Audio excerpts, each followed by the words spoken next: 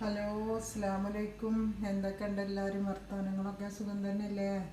അപ്പം നല്ല വെയിലാണല്ലോ അല്ലേ? അപ്പം ഞാൻ ജനലൊക്കെ അടച്ചിടുക കേട്ടോ ചെയ്യുക. കാറ്റത്ത് പൊടിയൊക്കെ ഇങ്ങനെ പാറും. പിന്നെ എല്ലാ തുടക്കലും അടിക്കലൊക്കെ നോമ്പിൻ്റെ പണി ഒരു വിധം കഴിഞ്ഞതാണ്. ഇനിയിപ്പോൾ എന്നാലും വെറുതെ ഒന്ന് തുറക്കണം ഒന്നും കൂടി നോമ്പടുപ്പിക്കൽ. അപ്പം നിങ്ങളെല്ലാവരും നോമ്പിൻ്റെ നനച്ചുടി പണിയൊക്കെ കഴിഞ്ഞോ? അപ്പം നമ്മളിതാ പണിയൊക്കെ ഒരുങ്ങി ചോറ് തിന്നാൻ പോകുക കേട്ടോ. അപ്പോൾ എന്താ കൂട്ടാനെന്നോ എന്നത്തെയും പോലെ മാന്തൾ തേങ്ങ അരച്ചിട്ടോ ഒന്ന് വെച്ചിക്കണ്. അപ്പം ഇന്ന് അതാണ് കറി.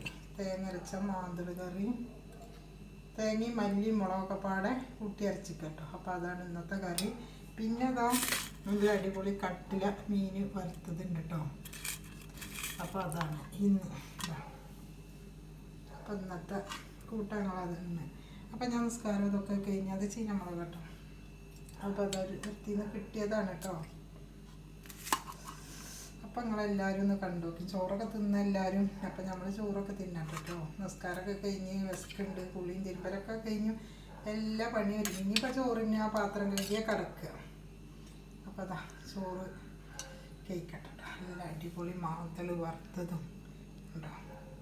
നല്ല മാന്തൽ കറി തേങ്ങ അരച്ചിട്ട് നല്ല കറി കേട്ടോ. അപ്പം ഇങ്ങനെ കൂട്ടിക്കുഴച്ച് നല്ല മാതിരിയായിട്ട് ഇങ്ങനെ തിന്നാം.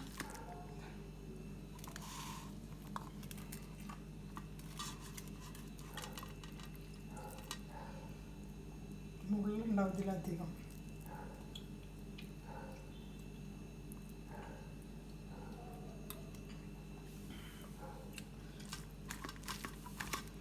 ചീനമുളക് വേണമെങ്കിൽ കടിക്കട്ടോ. അപ്പം ചമ്മന്തി അരക്കാം. പിന്നെ ഇതിലൊന്ന് മുറിച്ചിടും മീനിൽ, അതൊക്കെയാണ് കേട്ടോ. പിന്നെ കാക്കയൊക്കെ കടിച്ച് കൂട്ടും. അപ്പം ഞാൻ ചോറ് തിന്നട്ടെ കേട്ടോ.